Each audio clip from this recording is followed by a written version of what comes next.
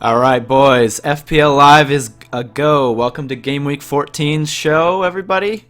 Welcome, welcome. How's the panelists doing, Stag, Chief? Doing well here. Doing well, Luke. Nice to be back. How's it Not bad, going? Luke. Just got a bit of a sore throat, I'm afraid, but otherwise, I'm ready to rock and roll. Nice, Rest nice. Your game week has already started badly, Chief. I'd say just give up already. Hey, so long as it ends well, I'm happy with that. So I was going to say, guys, I've got some good news for you. We've got our prize back for tonight. So tweet us your most compelling tweet, and the winner of the competition will win a £25 voucher, courtesy of our friends at Classic Football Shirts. So get your tweets in or put it in the chat. And just to kick things off tonight, we've hinted that we've got a special guest on the show. I'm going to let him speak, and if you can guess who it is, we will shortlist you as a finalist for our competition. Yep. Special guest. Get your Hello. guesses into the YouTube chat. And guess who he is. So Stag will time this. Talk away, Mr. Guest. Special guest, you may speak. Hello. In a world where one American that wanted to talk about the Fantasy Premier League came on a podcast, this hero will inform and educate in the ways of Fantasy Premier League football. Hopefully. Otherwise, it might just go horribly wrong. Who knows? That is the hope. Someone thinks that's general. So much for having me on. We have two people that think it's general. Oh my goodness. Dave O'Grady. General's not American. Goodness gracious. Dave O'Grady. It is not Dave O'Grady. That is not Dave. Oh, man. Who's Clement Skopek? Tom Hanks. Mr. Guest. This is getting better for you. I was hoping for Dave LaFontaine. There was a period in my life where my goal was to be good enough at doing voiceovers that I could take his job by the time he died, but I missed. I'll put my vote in for you. Yeah, we've got a lot of votes that are just not correct. This is not Jose Mourinho. I can rule that one out. Wow, we got it. We have a winner. Congratulations, Dude. Krilla Roth, Wow. who successfully identified Kevrov. With, Kevrov. Hey, Wow. seconds to well go. done. Congratulations. That wasn't really impressive. Okay. Yeah, so Krilla Roth And is a shortlist contender for the prize tonight, right? Yeah, I've Yes, written down the name congratulations. already.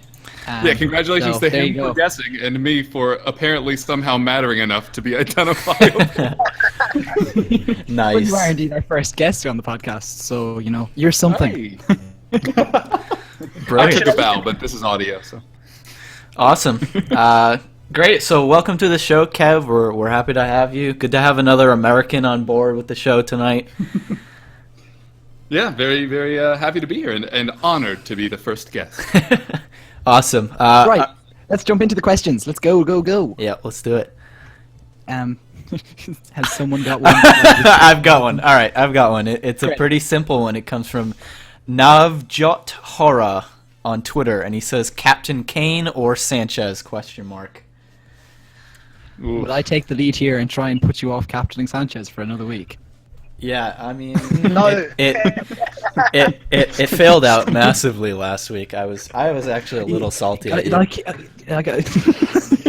Like, what were the chances of him even playing, guys? Like, seriously, we have, I don't know how many games there are between now and New Year's, but the chances of Alexis Sanchez getting through all those games without that calf of his snapping. Hold on, the sound's gone in the chat. Sorry. Oh, Sound. I think it's someone else. I think it's sorry, just false his. alarm.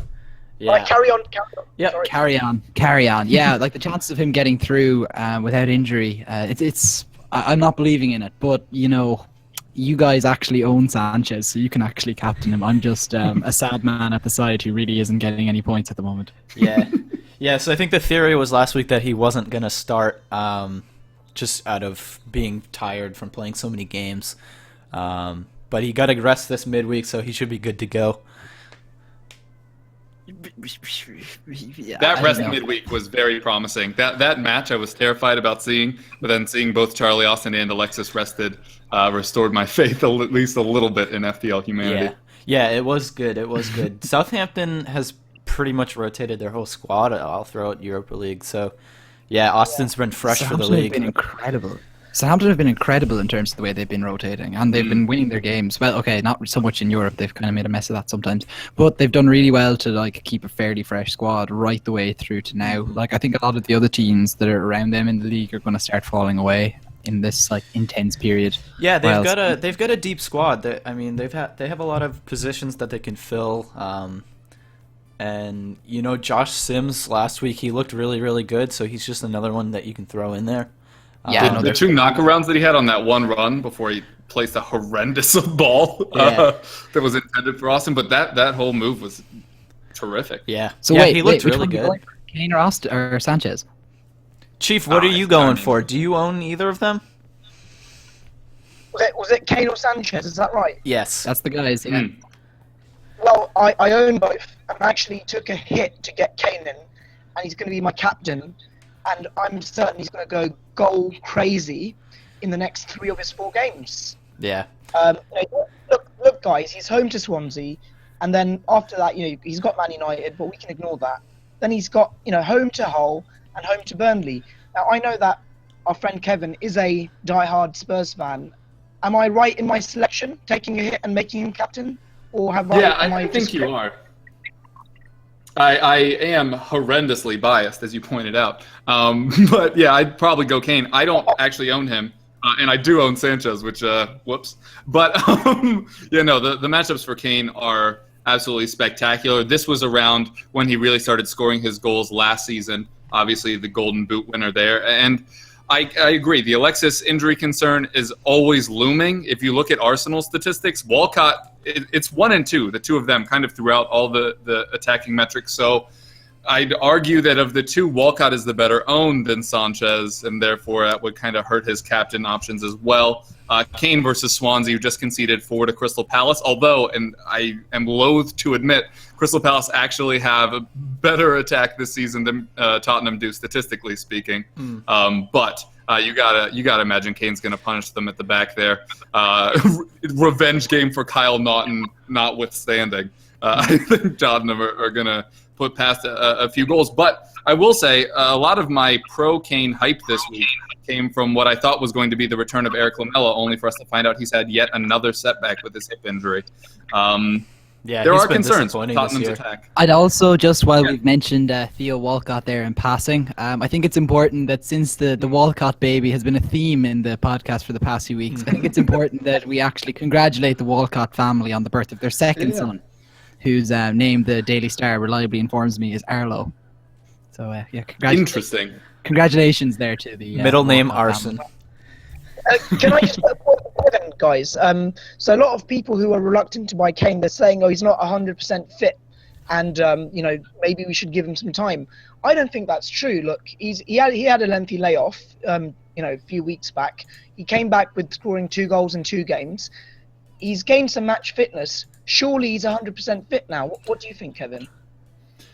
Oh, for Kane, if he's fit or not? Yeah, I absolutely think that he's backing up to speed. We saw that in his first match back against Arsenal. The only things that were there was maybe a little sluggishness mentally, just not being used to the pace of the game as much. But physically, yeah, I think he's absolutely fine. Would you not say that sluggishness is kind of just endemic across the whole Spurs team, though, since they can't actually win games? Well, fortunately, Tottenham don't have to win for you to get fantasy points. So I think that question is not particularly relevant. Yeah, I think Kane's nailed on the go. He's going to be looking to get back into his form now, and I feel good about him. I mean, I don't own him. I wish I did. I brought in Diego Costa instead this week, but I'm shaking in my boots a little bit because everyone I've seen that has Kane is captaining him this week. Yeah, I am also in the Captain Kane camp, by the way. I even wrote about his lordship for my column this week. So my past few weeks have been pretty good. I've said Matt Phillips 2 weeks ago. I said Siggy last week, and now I'm saying Harry Kane. So I'm actually on a run here, and Harry Kane is the first one of my actual recommendations I've actually listened to. Oh, I'm all aboard the Matty Phillips train. Hopped on him 2 weeks ago as well, and it has been a sweet, sweet ride. That was a very sweet ride. I wish I hopped on it. I didn't because I was like, Robert Snodgrass is great too. Oh, yeah, I know. Oh, that's what I thought now too. But, in the words of the hit song, listen to your heart. That's actually you're not the first one to say that to me about that one. But yeah. Also, one last thing on Kane. Last year at this point, he had 6 goals already. This year, only 5, and he did finish as top scorer. I think with Kane, now that he's fit, Tottenham are looking a little bit better. Eriksen's looking less like a degenerate. I think he's one of those guys you can just bring in and forget about it for months, and you'll be fine. Yeah, he's definitely a season-long pick. Like, look at 2014. I'm not sure about last year, but does he tend to score goals around this time of the year as well? Yeah, he starts picking up in November. Although 2 years ago, the reason he started doing that is that's when we stopped playing Soldado and Adebayor. So he was benefited there. But last Soldado season, took one hell of a good penalty. Oh, sure did. Do you remember that? His first season, he had 5 penalties in the first 7 games. I do. We were like, I had him for the first 2 weeks, and both weeks of that season, he scored. Crystal Palace away, I think it was the first week. I just remember just counting my prayers, how did I possibly get so lucky? But yeah. So just more on the Harry Kane stuff. Swansea have conceded 11 in their last 4 league games, which is that's not great, really. Nope. Now, in terms of shots, this is kind of where Kane kind of comes into issues. So against Chelsea, he didn't have that many opportunities. What did he have? He actually only had a single shot on target. He had 2 key passes. Against Monaco, his shots on target tally was doubled, and he also had a key pass. And then in the West Ham and Arsenal games, he both had 3 shots, but he'd only 2 on target in the West Ham game, 1 on target in the Arsenal game. So what we're seeing here is not many shots and chances for Kane, but we're seeing someone who's converting them. Now, it's also worth keeping in mind that he did score a penalty in all of those games. Oh, yeah. Yep. Every single one. And I think it's worth remembering every time. I'm one of the people who have Kane, and I think it's just worth remembering every single time. People are like, "Oh, it's so many goals in his last few games," and you're thinking that you could be so easily tricked if you don't remember that he's actually scored penalties all the time. Yeah. A majority of his goals, it seems, more than most forwards, come from penalties. You're he's really a little bit of that, like Charlie Austin. Yeah, exactly. Syndrome. But you know what kept happening? Scoring goals ended with 18 or 19. I think he did that season. So. Yep. Yeah, and Kane is clinical from the penalty spot. I can't remember him missing. I did a really interesting. That's self-serving. I thought it was interesting. A graphic of Kane's penalty shots, and basically the reason why I didn't put it in any articles is it was wherever the hell he wants. There's really not any pattern other than low. Yeah, just had a rain. Oh, really? I was just imagining a rainbow of shots, just all the way around the goal. But, okay. Yeah, no, it's pretty much all on the floor. And if you actually watch a lot of his strikes throughout his career, he tends to like to tuck them into the corners. Yeah. But even in penalties, if there's a trend, he actually tends to kick it down the middle. Middle and low, but Wow. none of them end up middle and low, if that makes any sense. Like, the further middle they are, the higher they go. So it is a type of I Yeah, suppose. he's But almost- they're all in the bottom half for sure. He's almost the antithesis of Jamie Vardy, who just smashes it down the middle every time. By One the of my way, favorite- were people yeah. watching the League Cup during the week? I was Yeah. not. Did you see that Manchester United uncovered this new gem? Oh, did they? I was Yeah. actually recording a show during the second half of that Manchester United match. Was it? Oh, Did he go okay. by the name of one Mr. Henrik Mkhitaryan? Yeah, he's some guy they've brought in from someplace. He's been Did languishing he have in the most reserves. assists in whatever small league that was in Germany or whatever? Yeah, some small minor Yeah. league. Yeah, like there's a team called Leipzig who just got promoted who were nearly top of that division this year. There's so an it's energy really drink not that's really like worth winning that looking now. at. Yeah, Right. exactly. Yeah, just lots of sugar. That's all that thing is. But Yeah. here we are now with this. Leipzig are on a sugar high and it's just going to come crashing down. Well, like in fairness, a caffeine high got Jamie Vardy all the way to the Premier League title last year. So All right, guys. You guys want to move on to a new question? Sure, but as you're about to do that, I just want to say I'm so glad that statistically Leicester have finally regressed. We only wasted 38 weeks last season saying it would happen, and now it finally has. well, in fairness, there was like the 9 game weeks at the end of the season before as well. True. Yeah, they had come in an excellent form. Okay. We got a pretty simple question in the chat. Mané, hold or sell? It's been interesting now with Coutinho out for what seems like about 6 weeks. It's kind of questionable how Liverpool's gonna get on going forward. I know Adam Lallana is due back pretty soon, and he's been surprisingly, For the weekend. yeah, he's been surprisingly critical to kind of the way they play. So what would you guys do? Would you keep Mané? Would you hold him or sell him? Sell AFCON. AFCON's a month away. It sure is, but I don't want to stick around. I think there are a lot of better options right now. I think Sigurdsson, who's already been mentioned, is on the way up. That's an easy move. There are a lot of people around there that I'd much rather have than Mane. Yeah. Okay, but you've got Bournemouth away, West Ham at home, Middlesbrough away. That's up until December 14th. AFCON doesn't even come into anyone's thoughts. Till at that point. January. True. Yeah, exactly. That Yeah. is a nice run of fixtures. I mean, I don't want to see Firmino start up front anymore, though. Without Coutinho, I want to see him pushed back and see Origi or Sturridge up front. Yeah. Origi preferably, yeah. Here's a point for you. I mean, I wouldn't sell Mane if I don't have another Liverpool midfielder. If he's your only Liverpool attacking coverage, you'd be nuts to sell him. At the very least, downgrade him to Firmino. I just think with Mane, like he's been involved in so many of Liverpool's goals, and without Coutinho, it's inevitable that they're going to score less. There's no questions about it. But if I had Mane, I would keep him. But if he starts blanking, then yeah, get rid of him. He's too expensive. But I just can't see the logic of selling him if you've got no Liverpool attacking coverage at all. Doesn't make sense. Yeah, I wouldn't. I wouldn't buy him now just because of that tournament coming up. He won't be around for probably a month. But yeah, I would say you have to keep him just for now. He's gonna start. He's gonna play, and they have good fixtures still to come. And yeah, you're right. He's been involved in a lot of their attack. So, but I think you're right. You have to be mindful that he's going to be out coming up. So you have to plan ahead and make sure you can kind of redistribute those funds once you get him out.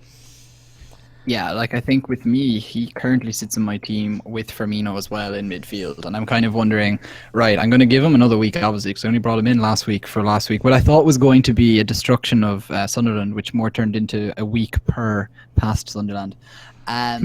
But I think that we have to give Mane another week because you can't make rash assumptions about how key that Coutinho actually was to how they actually create things, especially considering Lallana is back. He was the creative hook really in that Liverpool team, I thought anyway. Not so much Coutinho, who just happened to fire in long shots and get the odd really cool assist.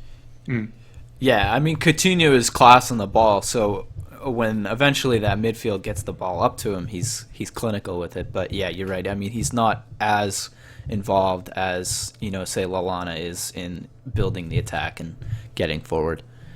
For sure. Do Yeah, you have any other And questions? that is how Mane is involved. He's a carrier of the ball. He carries it from deep and then just goes with it for days. Yeah, he does. Yes. Yeah, do you guys have another question you want to move on to? We had loads of them in the chat a second ago, but Okay. I guess Whoa, to go back someone's to talking about Troy Deeney. Sorry. I'm not. What are they saying about him? I hope they're saying get him. They're out. actually talking about him as an actual option. That's enough. That to be honest, like what? Deeney in, Vardy What? out. Definitely not. Don't do that. Why did you even have Vardy? Someone screams. Yeah. Yeah. What about Kane out for Diamande for a -24? I think I actually found out that's general in the chat.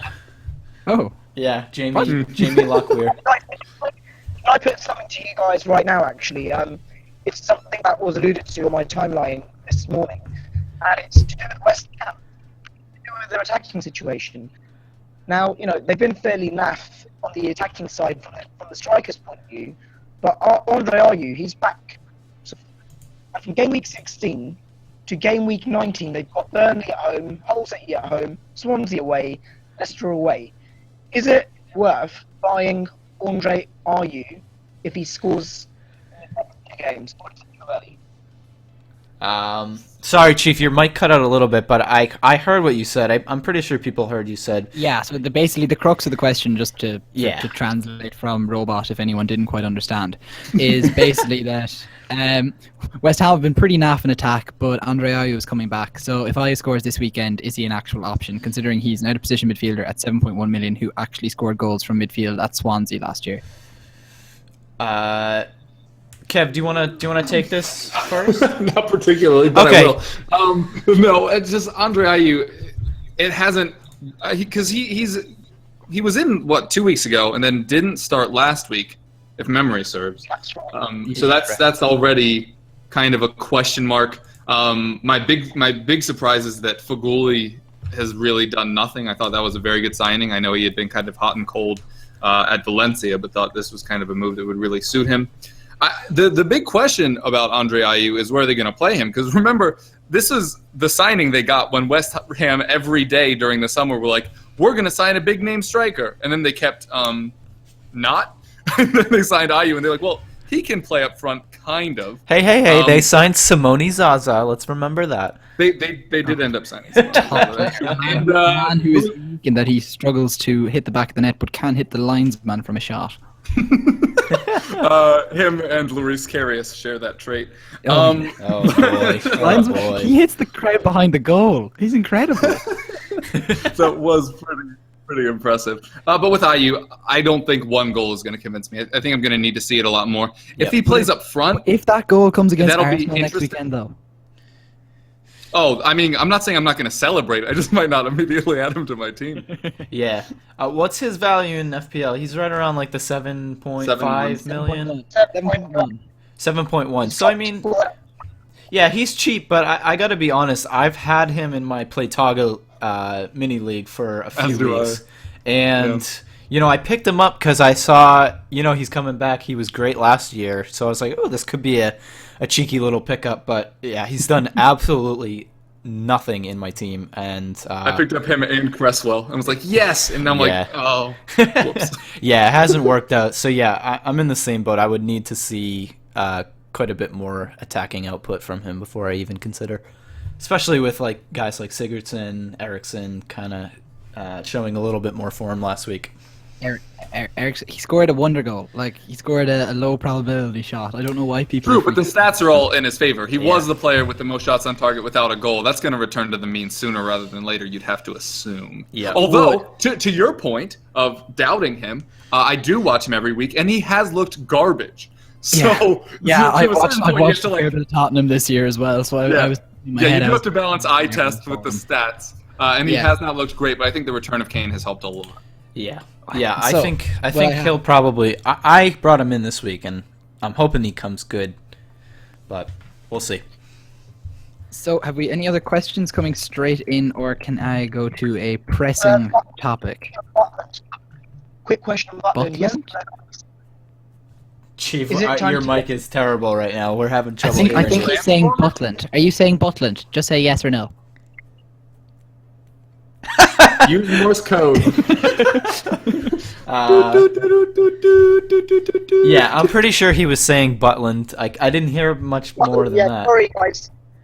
My voice is Yeah. gone and my phone's gone, I think. So sorry about that. That's okay. No problem. Yeah, so, Butland. Yeah. I think this is Grant's last week, so it's time to start thinking about him. But He played in a U23 or a U21 match, I think, yesterday. And I think Marquise came out and said, they're waiting they don't want to rush him back into the side. So I don't anticipate him to start this week, but he's on my radar. I think he's dropped to 4.6 now. I can't see a keeper better value than him. He makes loads of saves every week. and so. Stoke have the second best defense over the last 5 matches. Yeah, Stoke They've turned it around they pretty have quickly. been definitely on great. the rise. Now, guys, what about the new 4.5 striker who looks like he might be finally coming to the fore? Victor Anichebe? Question? No, of course not. He's probably 4.6 with people knee-jerking. Who's it? No, Jared Bowen. Who is that? God I don't bless even you. know who that is. Jared Bowen is a 19-year-old Hull City striker who is likely to make his first Premier League start on Monday night. Oh, against because Alba Middlesbrough. Hernandez isn't set to be back, and Mbokani just picked up a red card in the cup. And Will Keane is also injured. Yes. Oh, he tore everything in his knee. Oh, Yeah. wow. So we hey, now man. have a 4.5 million striker who's been doing particularly well for the development squad and under 23s and reserves and stuff, who's now going to come in. And be the next Rashford. Impossibly. I'm just saying. I just wanted to bring that up in advance. just That's in an excellent shout, though. I did not really. I knew each of those bits of information individually, but certainly did not have the forethought to combine them all. Yeah, there you go. Well, that's what happens when you're in charge of writing about Hull. You kind of end up. What about Diamande? Diamande, not play up he's front? there, but they tend to play kind of like A little bit back, yeah. Yeah, exactly. So it'll be kind of Diamande and Snodgrass sitting a little bit like Diamande to one side, Snodgrass to the other, with this young Bowen in the middle. It seems Oh to be my kind of god. I love Maybe I do Snodgrass. remember that Diamandes are forever. Are you now low on Snodgrass, Luke? Yeah, I'm out of Snodgrass. I gotta pick up some more. Kev, I don't know if we had an interesting unplanned pun last week, and I said I'm high on Snodgrass. So it was This good. Snodgrass tastes like Snodgrass. Yeah, it was this, funny. This Snodgrass tastes like 2 points week after week when I have him. And then all of a sudden, like a killer free kick from 40 yards. Yeah, and a nice 11-pointer, yeah. Yeah, that'd be nice. Right, so looking across the board, just at other captaincy picks, I know we kind of talked about those two guys, but who else are we thinking are in the running this weekend? So there's. I mean, yeah, you have to look at Austin against Palace, who just conceded 5. Yeah, You must. you must look at him, consider him. Diego I'm not Costa. saying you have to, but you have to think about I it. think one must also consider a Diego Costa, Yep, he's only blanked in 2 games this whole year. and he's playing That against is- Manchester City, and I continually joke about Man City's defense on this every week, and then joke the next week because I still wasn't proven wrong. So, Yeah, They're still 4th in defense, though. but They can't The keep fourth- clean sheets for their whole lives. but- no, they can't. They can't. Like, you see, I think this is the sort of team that Chelsea would just rip apart. yeah. I mean, I City don't know. certainly can't match the athleticism. Yeah, I don't come with stats to back that up. I just have my belief. No, yeah, I mean, that's fair. Victor Moses has been ridiculous, and we just saw what he did to Kevin Wimmer, who has the same defensive abilities and pace of anybody that City can throw out there, as they're all 47 years old. I'm sorry to say, but Kevin Wimmer was made look slow by Dave Myler in an international game. I mean, hey, sure, but also Moses is faster still, so the point's not wrong. Yeah, It just Moses- hurts more. Moses is super fast. Just exactly. Just no. Yeah. yeah. So there's Right. Where there's else are we looking? so there's Austin, there's Costa this week, there's Sergio Aguero. He's up against Chelsea though, so I mean, that's a Yeah. questionable shout. Hence, I went for Kane for just the one more week of not having Aguero. Yep. Just on the off chance that I'm happy. Liverpool go to away to Bournemouth. Firmino, Jermaine Defoe. Jermaine Defoe. It's a question. Yeah, that's Playing Leicester. that's Playing interesting. It's Leicester interesting. away, worst away defense in the Premier League with 16 goals conceded. Precisely my thoughts. Not bad. Yeah. Yeah, And we they're also coming off Also, 2 Sunderland pieces, Solomon too, aren't Rondon. they? chances in the Premier League. Oh man, Rondon is so hit and miss for me. I think this is the only format where he's even a little bit ownable because he does literally nothing else. But I mean, if you want a goal poacher or a goal gamble, he's one of those. And you then have the potentially reborn Alvaro Negredo playing against Hull on Monday night. Mm. Potentially reborn, I said. Yeah, I'd avoid him for the captain just because of how inconsistent he's been. Yeah, no, I'm not advocating. I'm just, I'm just. Were those not his outlining. first goals in the Premier League since he played for City 2 seasons ago? Oh no, he scored at the start of the season. Did he? I thought he just had assists. He might have scored the first. He hasn't scored Yeah, I much, think though. Yeah. No, he hasn't scored much. Gylfi He hasn't scored much, but it Sigurdsson. was still a ridiculous price rise.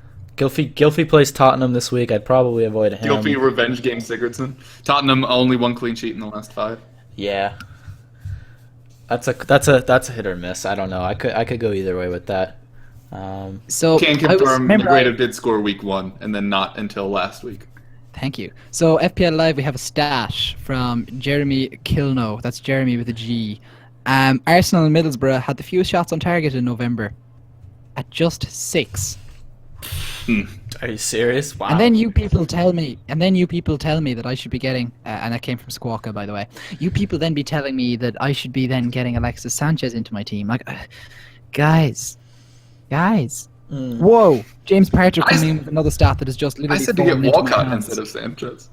I know you did. Yeah, I know you did. But you get the idea. Then we have James Parters just coming in with a stat too. The top 10 in the world have, between them, all combined, taken 7 hits all season. Oof. That's a lot more than I've taken, and I guess my You've rank taken- shows. You've taken none. Wait, do you mean 7 total? Or Yes, they've among taken them, 7 averaging hits 7? combined. Yeah. Whoops. Oh, okay. So the top 10 has taken collectively 7 hits. Correct. Okay. All right. That's a little more realistic. Yes. Just an interesting out stat there. All right. Thank you, James. Nice. Can I just vent I'm for a nominating second James. about how I started my team this year? It's why I Yes. had to make so many changes. Please vent. Is I thought that Chelsea were going to be great under Conte from like day one. I didn't believe in the defensive options they had, but I did believe in his ability to make a defense really good, like we saw at the Euros with one of the worst talented Italian teams we'll ever see. But I was really high on Chelsea, doubled up on them, Fabregas and Willian. Oh, unlucky. That was not good. No, I Yeah, started. you're my... right. Well, wait. Okay, I've been not so much misquoted as I don't know, taken off for the wrong way. I Misunderstood. was not calling Alexis Sanchez lucky. He's probably the best player in the league. What I'm just saying is that when the whole entire team have 6 shots on target in a month, 30 whatever he is, 11.6 now, seems like an awful lot to be putting into him, especially when his calf is going to snap soon. I think he's good We'll just now. count that as He another got his AFCON month, and we don't he have got to worry his about it he yet. got his midweek rest. He'll be good. He'll be out there running like he loves it again.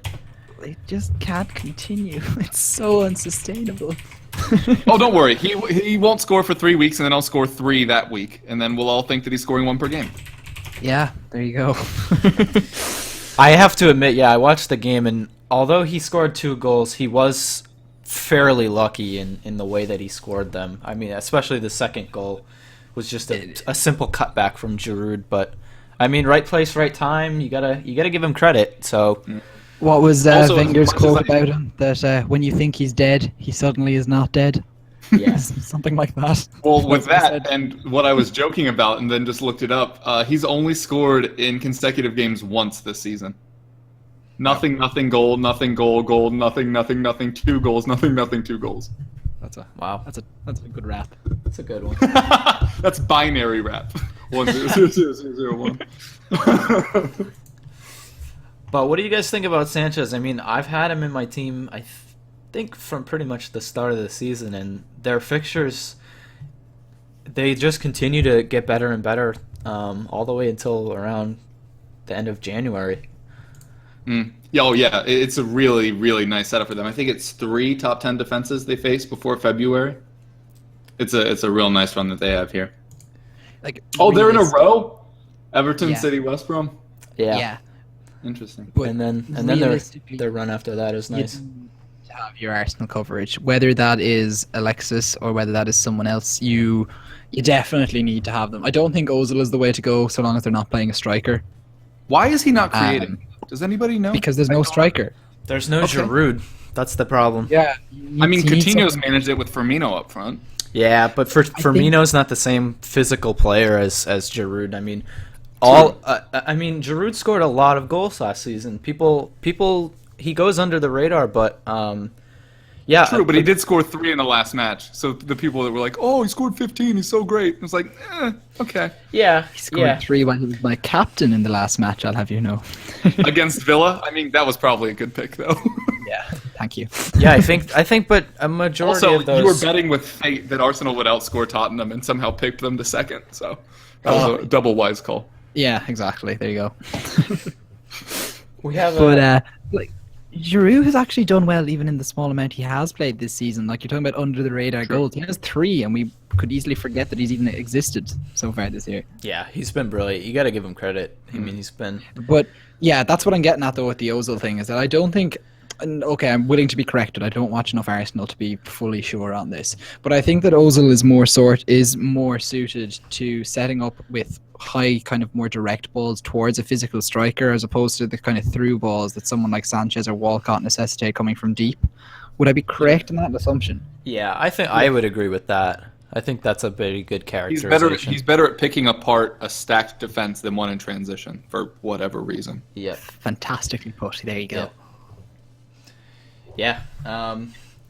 Kev, we got a question from Callum Richardson. He says, "Who's the American guy?" His name is Kevrov, at Kevrov on Twitter, and he says, "Can you ask him as a Spurs supporter why he thinks now is the time for Spurs?" So I'm kind of confused on what he means by that. Maybe he means like the future is bright for Spurs. Or the chant. Yeah, I don't know which route he's going with either. Although I don't want to spoil anything, but I'm pretty sure I'm going to sign a contract with Tottenham in like 3 days. They're doing it for everyone. I just feel like I'm next in line. It's a club moving in the right direction. I've never been part of a more talented group of guys, and I can't wait to stay until contract date. They've all said that exact same thing with Pacha's arm around their shoulder, for those that don't know. But if you're asking fantasy-wise, why is now the time for Spurs? It's because Kane's back. And so things are obviously clicking a lot better. I do have a theory that Eric Dyer would be better for everybody in fantasy. Not that he should be owned, but because he has better passing ability than Wanyama in that holding midfield role, that would help. Obviously, it worked last season to great success. Wanyama, I think, is one of the 2 or 3 best true defensive midfielders in the Premier League. But in a team that relies on as much ground to be covered and people shifting into other people's positions to fill during attacks, I think Wanyama is hamstrung a bit when it comes to that. He can do his one thing well, but Dyer could pop up. He had headers at times last season, and I think many people benefited from his defensive listing while he was playing in the midfield last season. But I think it's a good time for Kane. Eriksen's on the way back. I still don't trust Ali. Lamella's not fit. Son was kind of a mirage, unfortunately. Dembele's unownable, and Wanyama is as well. And the defense you have to have question marks about because they can't keep clean sheets for their lives. The return of individual errors has returned. Although Alderweireld should be coming back this week, which obviously helps at that end. Hugo's too expensive, doesn't make any saves. I think he's 15th in saves. I guess I'm not that high on Tottenham. I started out to defend why I am, and it turns out I'm not. I mean, they've got a promising future. Their youth prospects are in real football talented. terms, yeah, it's great. But right now, it's in lots of FPL question terms, it's basically Kane Kane or and bust. Yeah. Fantastically interesting stat coming in from Sushant Garg in the chat, and he hasn't actually said where this comes from, so feel free to go and disprove it, someone. But no team has won in Manchester since September. Yeah, it's pretty hilarious. Yep. Wow, that's incredible. Mm-hmm. So he means between. Oh, don't worry, it was all Bengal's fault. So he means between United and City when they're at home, neither of them have won. Or the no opposing one has teams, beaten they've all them been draws. They've all been draws. Okay. Yeah, that's a great stat. I actually saw that earlier and I wanted him to cite it. He said it's from FPL show. I'm assuming they mean like the official FPL show, the one that they do like the daily kind of I've seen on that come Twitter. across my feed, and I've never clicked on it. Should I? It's a decent little like 1 minute kind of daily update on the game. It's fine. It's not like groundbreaking or anything, but No. yeah, it's good. So It's what's good. the question though? He What's the doesn't have a question question. I think it's a stat It was just a stat. for the Oh. prize. Yeah, that's his stat. And it is. What was the stat? The stat. Did The I stat just? was that nobody's won in Manchester since September. Oh, sorry. Okay. The stat is... Where are you going with this? It's all right. I was like, are we just going to talk about a different show? No team has won. I'm gonna actually refute that. Let's go ahead and see that. Take it to the tape. Take it to the tape. Do we have any questions to take while we are going? We probably do. Kevin, who is the best fantasy player? Asks Tom McGuckin. De Bruyne, Coutinho, or Hazard? It's not really relevant to this game week, but keep it brief, I guess. Best fantasy player is myself. But what was it? De Bruyne and who now? De Bruyne, Coutinho, and Hazard. In current form, I'd probably have to go Hazard. In general, I think it's De Bruyne. I think Coutinho is too inconsistent.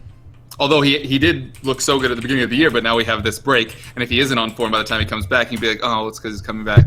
But like anybody that had Coutinho last year, what I was talking earlier about Alexis will know was true with Coutinho. He'd pop up with a wonder goal, disappear for 5 weeks, do it again, and then everybody would lose their minds about adding him again, which was always very infuriating. But Hazard looks like he is real Hazard from last year, but I think he's better in other formats where you're getting those crosses, you're getting those fouls drawn, which he leads the league in. In the official game, he's kind of limited to just the goals and assists, obviously, although he is a big BAPS guy when he does get on the score sheet. Actually looking to return, sorry to totally change the attack, but I'm just returning to that Arsenal point for a second that we were on about. Yep. How big do you actually think that the loss of Cazorla is going to actually be to the Arsenal side? There's an awful lot of stats going about just how crucial he actually was, how their win percentage is so much higher when Cazorla actually plays versus... They're a lot when he worse from doesn't. set pieces. That too. That is That's the true. obvious thing. Yep. Yeah, I think I saw the stat. They have a 40% win ratio when he doesn't play and a 60% when he does play. That's pretty big. Yeah, That's a pretty big it's spread. a big margin. Yeah, it could It's a be. little Tottenham Dembele-esque, where I don't know if that it actually talks about him, but it shows what he brings to the rest of the team. Yeah. Yep. Bit Jack Rodwell. It's certainly not good to have him out. Yeah. Although Ramsey just came back, so I mean, in theory, you can just plug him next to whoever they rotate. Because, what is it? The last 4 or 5 weeks, they've used a different central midfield pair. Yeah, they've They just changed keep them like mixing every them up week. all It's, random. yep. Yeah.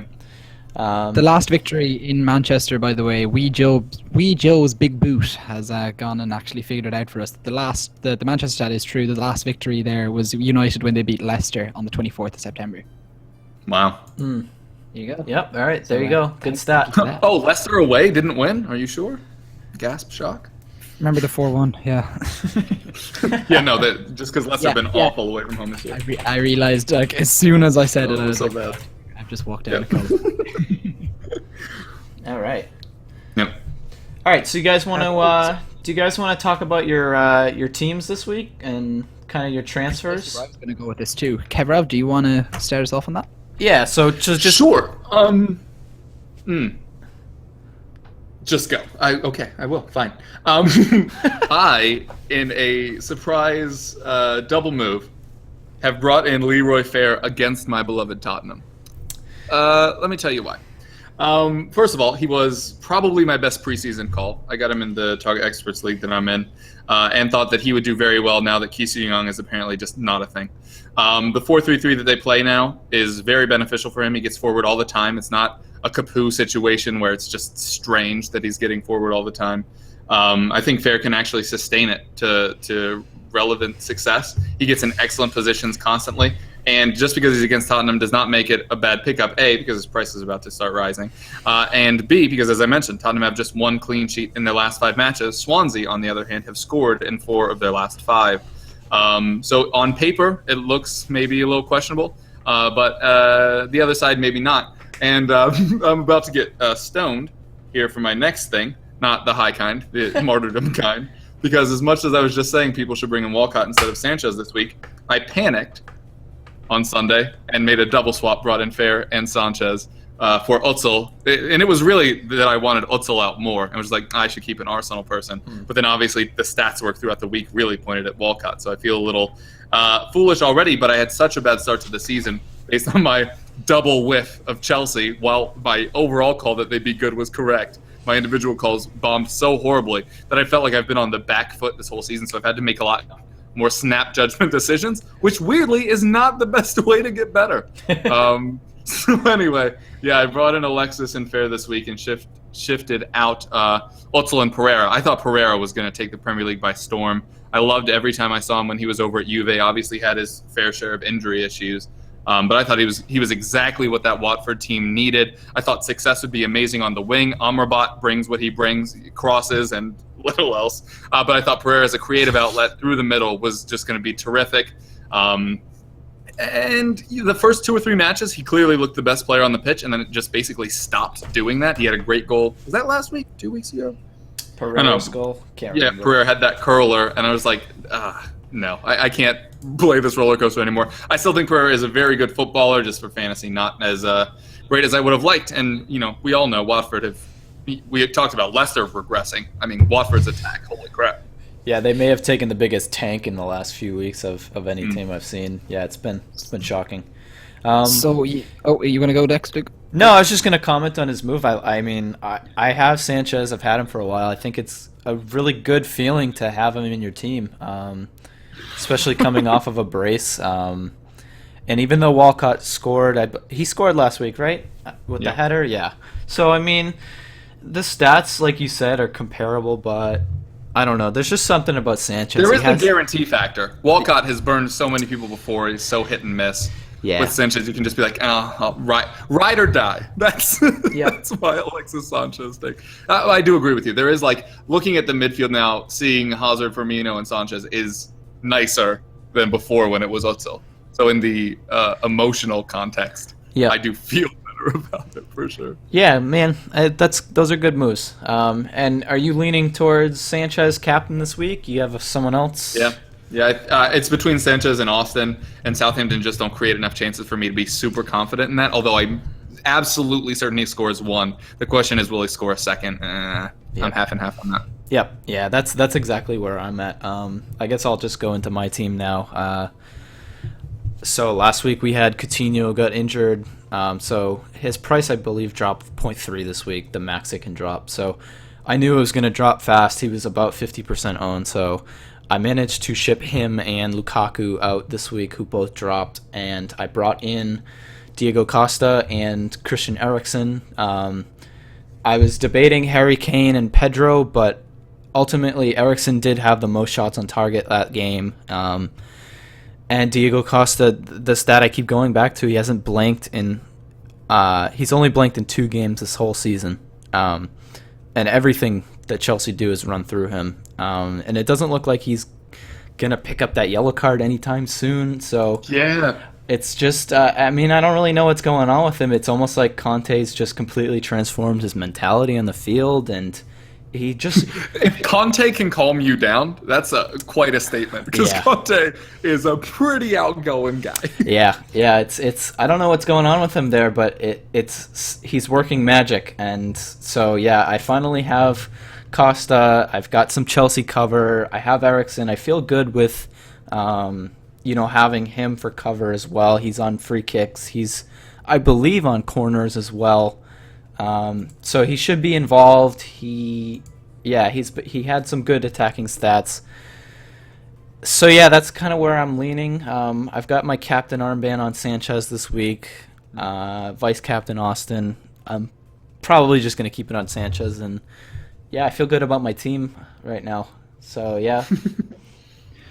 So I went into the last game week I decided that I was actually going to get green arrows again. That's how it works, isn't it? You just decide that you're going to do well. Yeah, I thought so anyway. But mind over matter.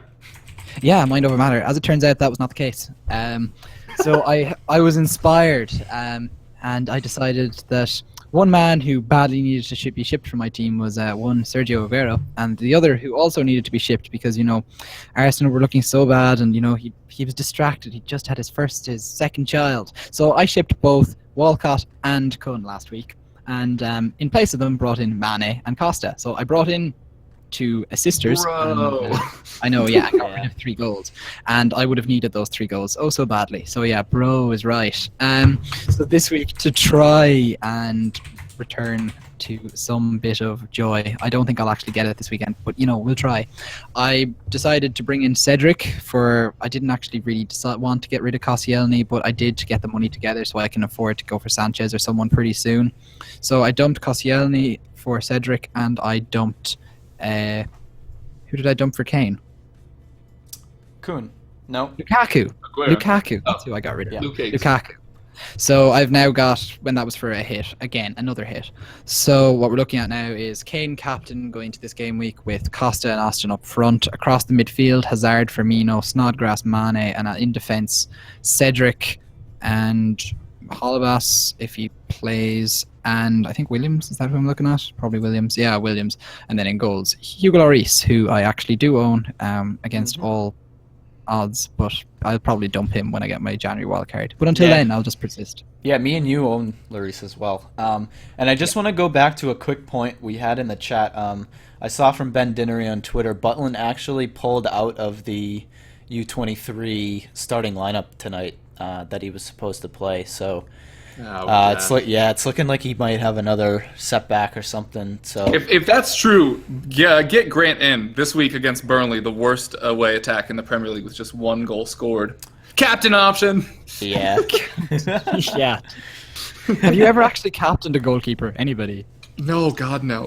I have not. Has anyone ever I've seen it work. It's one of those things you see on Twitter after every week. They're like, this guy captain, this crazy guy. You'll never believe it. But I never do that. Stecklenburg, and then he went and says 2 penalties. Yeah, exactly. Yeah. Oh, how 33 wise he points. was. Triple captain. Yeah.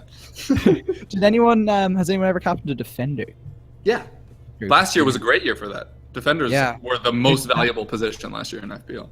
Who'd you captain? Great question. Who would I have captained last year? It was probably Walker or Rose at some point. Fair enough, yeah. Rose had the most assists, I think, for defenders last year. I remember captaining Baines way back in the day, but I haven't moved back there since. I remember that game. He was nailed on for a clean sheet and he didn't get it, and he got a last minute penalty, and I felt like I'd just robbed a bank. So I decided to never captain a defender ever again. You just cackled. Yeah, exactly. I remember I was at my cousin's house and I audibly wept with glee. Yep. Yeah, I don't think I've ever captained anything in defense or goalkeeper. So I play it safe. It's no fun though. It's no fun. So conservative. I mean, that's where mini leagues come in. Where your overall rank, you're like, nah. But in your mini league, if you're playing somebody that you hate with a deep-seated passion, you gotta gamble. Yeah. I mean, it sometimes could work out. I mean, Tom Heaton against a team like Liverpool it's not the craziest captain shout I've ever seen, but but it is though. But here's the thing, but kinda. I mean, I would never do it, but I can think of much worse options. If you guys want to catch up on Chief's team, he's, I believe, already posted it on Twitter. Unfortunately, he's couldn't join us for the rest of the show, but yeah, he's made some moves, so go check him out on Twitter. Go check out Kev on Twitter at KevRov, R-O-V. We got the Stag at FPL Stag and myself. They're all down in the bottom of the screen, so you can see our Twitters. We're always active over there. Before you wrap this up. Yep. Good. Thanks for reminding me. Yeah, I could hear where that was going. And I was let's go do that now. So my stat was Sushant Garg, or is his name Sushant Garg? Yep. His stat of Manchester haven't won since September at home. No, it's nobody has won in Manchester since September. Oh, okay. All right. That's even better. Even more damning. So it's even at City as well. Yeah. Okay, so Sushant's is Manchester. Kev, do you want to pick a stat from the night? I think we had To nominate or to actually select? Because no one man should have all that power. to Oh, no. So what we do is we nominate 3, and then we just let the chat kind of just like scream for a minute, and whoever there's usually consensus. Yep. Yeah, fair enough. Let's see. Scrolling. The Theo Walcott one's interesting. He scored more against West Ham than anybody else. Although that kind of feels like. Do you guys remember? It was like the start of the season last year where everybody was all over Rooney. It was like every week it was like Rooney scored this many goals against them. You're like, yeah, it's because he's been around forever. It's not actually that helpful. He's actually a man who's in resurgence at the moment. Just getting that in. Interesting. Jordan Henderson with the most passes is an interesting one. He is technically the best passer of the ball in the Premier League right now with both total and percentage, but he's not somebody you'd care about in fantasy. I don't know. There are a lot of good stats here. You got some good listeners over here. Yeah, they're good. They're good in the chat. We're very happy. Oh, Crystal Palace have conceded a league high 13 goals. What they should have gone with, just so you know, if you're listening, is that Crystal Palace's last clean sheet was in April. That's the obnoxious stat you were looking for. Shocking. Right, Yeah. so, okay, right, so we've come to, did you actually nominate a single stat? Oh, in there? no, maybe the Walcott one, sure. Okay, with a lot of conviction, you say. Right, Chief, can you go and dig up who actually said that Walcott thing while you're sitting in the chat? Meanwhile, we'll run this off. So, what we're doing is we have actually got 4 nominations because we're also throwing in Krilla Roth, who successfully actually identified Kevrov within him. Oh, that guy. Yeah, that one. Yeah. So what we're going to do is in the minute you have to say. So I'm actually nominating James Parter in his top 10 and the hit stat that only 7 have actually taken. There have been 7 hits combined amongst the top 10. All right. So what I'm going to say is we've got 4 things: Kevrov, top 10, Manchester, or Walcott, and you have a minute starting now. Chat, go. And this is, of course, for the £25 voucher for your classic football shirt. We also have to remember. I think what was the name? The timer's The person that guessed Kev was the. I put them in. We I did. put them in. Krill Roth. Yeah. Okay, you put him in. Yeah. Okay, We have great. a vote for Manchester. Top 10. Oh, okay. They're coming in now. There's a bit of a delay usually. Top 10. Top 10. Top 10. Top Wow, 10. It seems pretty unanimous. I vote personally for the guy that knew who I was. Yeah, I felt like real big deal. Top 10. Wow. I've yet again backed the right horse. Wow. 10 highs. Hey, appreciate Krill, it. Kevrov, Hey, of course. Hey, 2 Kevrovs. Hey. Nice. Well, Krilla Roth kind of has slight bias toward Hey, man. He may have an agenda, but it doesn't mean he's wrong. Okay. yeah, it looks like with 2 seconds left to go, bang, there we go, Yep. deadline. Looks like bias stat. Let's not start that again, guys. Yep. So, yes, so congratulations to James Parter. You have won the voucher. Yep. So but there will be, congratulations to contact Krilla Chief. for now being my friend. So, you know, thanks for that. Yeah, Krilla Roth, you know who to DM later. Thanks very much, everyone, for actually listening to the show tonight. We really enjoyed it, as per usual. So best of luck in Game Week 14. We'd really appreciate if you left a like on the video. Helps for spreading this around. We'd also appreciate if you just sent this video to others, listen back to it, whatever you want to do. There's a good, 12 hours to the game week from now. So Yep. people can listen in the meantime. We'll be tweeting out the link in about an hour for people to listen. Yep. Kev, thanks you for coming on the show. I know it was kind of last minute, but you did awesome. Really, really good to have you. Yeah, it was great coming on. Appreciate it. Yep. So yeah, like Stag said, just if you could leave a like, that always helps us grow and kind of spread our channel around. And that's about it. I think pretty much done here. Yep. Called a wrap. Thanks very much. Good night, everybody. All right, everyone. Good luck in Game Week 14. Adios.